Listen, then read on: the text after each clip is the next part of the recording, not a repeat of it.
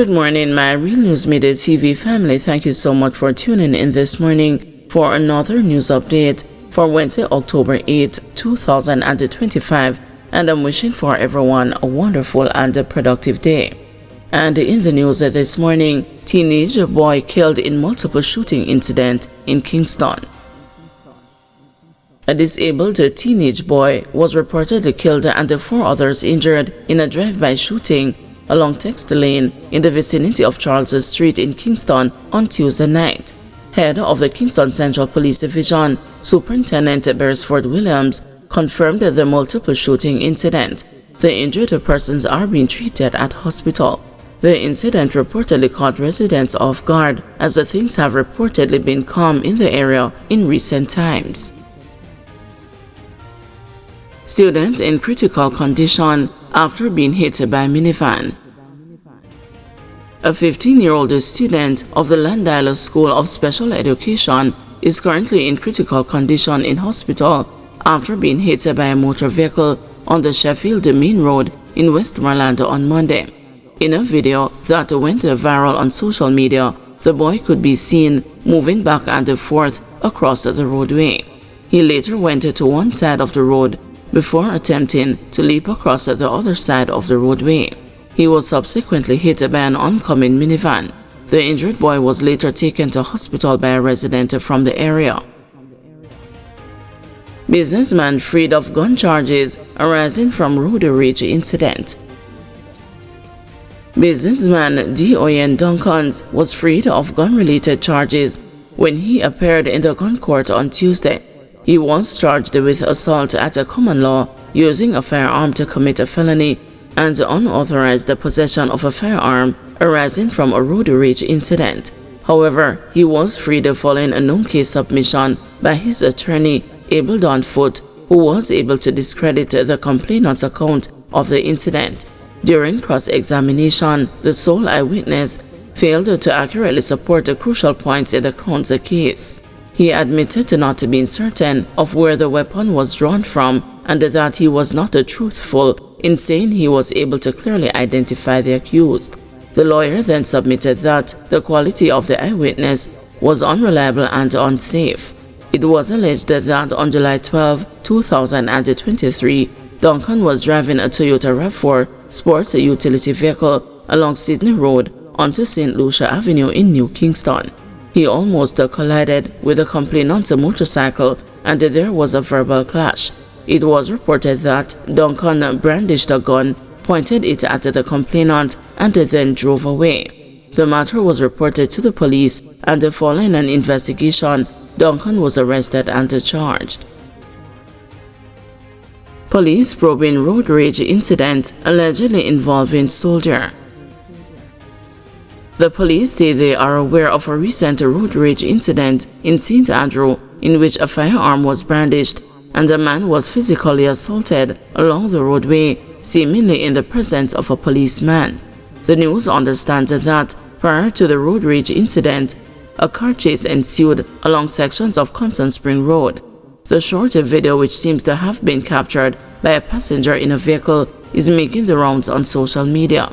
Checks by the news revealed that the person who brandished the firearm is reportedly a member of the military. The police say they are also looking into that aspect of the incident.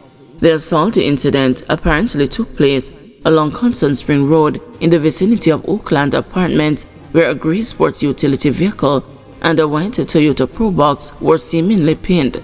The news gathered that the Probox hit the SUV without stopping prior to the assault incident. The news team did not ascertain if an official report of the assault was made to the police. The St. Andrew North Police say their investigation is ongoing. Defense pushes for dismissal of case against Reid, Pinnock and others. The multi-million-dollar fraud trial of former Education Minister Roel Reid and others has been adjourned to Monday as the defense seeks dismissal unless the Crown produces independent statements not gathered by Financial Investigations Division agents or by police officers acting under its instructions.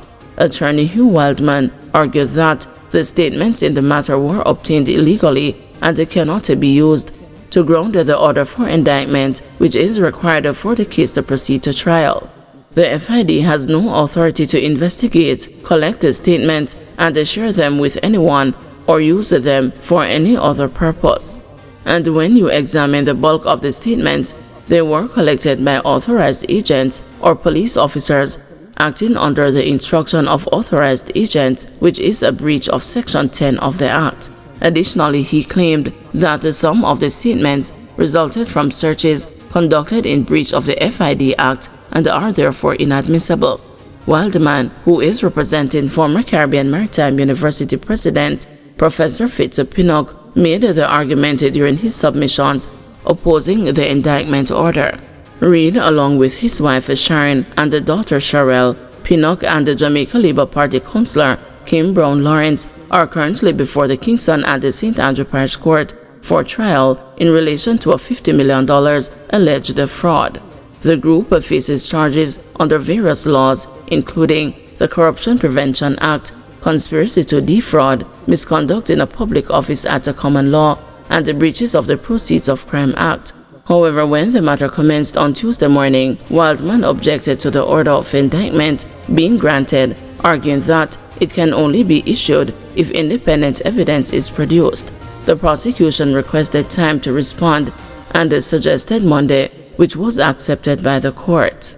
Senior Parish Judge Sancha Burrell, who is presiding over the matter, indicated she will rule on the application after both the prosecution and the defense have made their submissions. She also stated she would decide on an application for additional time for the defense attorneys following submissions that a larger volume of material was only recently disclosed and that it would be virtually impossible for them to adequately represent their clients.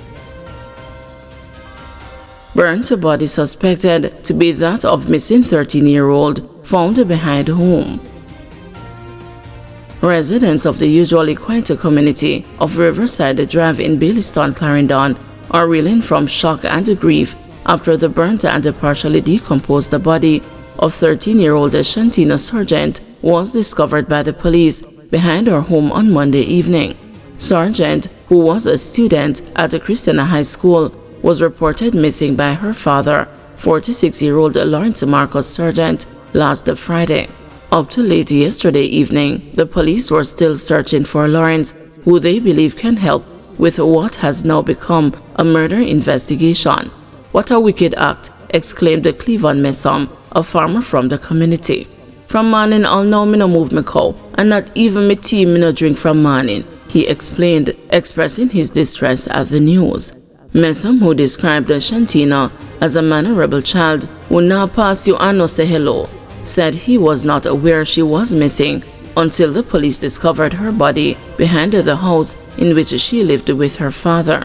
He said her father moved into the rural community about 3 years ago and mainly kept it to himself. Shantina, a former student at Excelsior High School, went to live with him this year. Last Wednesday, the last day Shantina was seen at school, community member Clifton Stedford recalled seeing her pass his house after classes.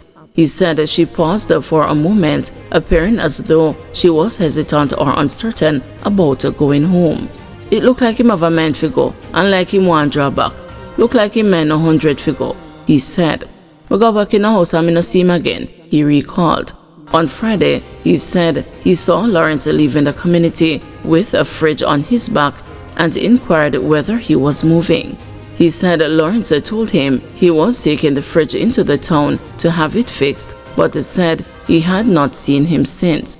Stedford said the entire community was shocked when they learned that the teen was missing and later found dead. "Lawrence daughter missing and him come from down here. How our neighbor no know?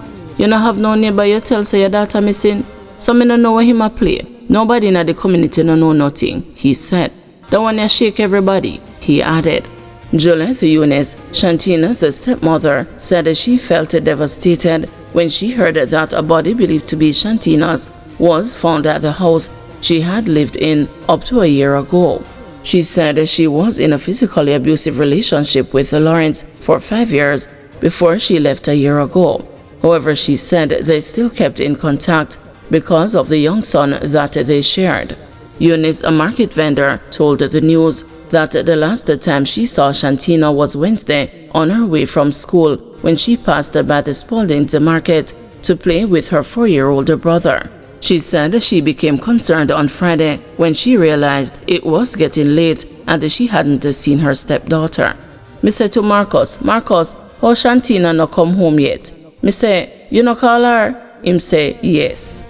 In the evening, me come up from Spalding's. Lawrence called me phone and say, me and him fi come up a police station, she said.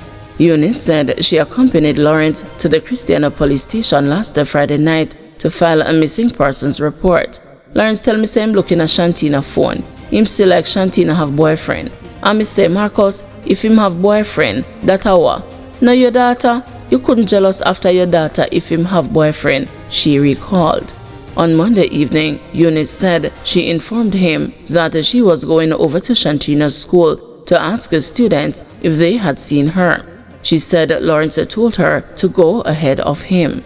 When me go over the school, one school friend tell me say Shantina say him afraid of him father, and she no want talking problem what happened with him and him father. That same evening, she said the police informed her that they were at the house in Riverside, which was overcome with flies. Me call Marcus. Me say, Marcus, Lord Jesus, Marcus, we fly down a yard do. Him say him burn up one bed, she said. She said moments later, she was told by police that the body believed to be Shantina's had been found. Me start ball out, she said. The police them say him burn up. Only bare bones left back upon him, she said.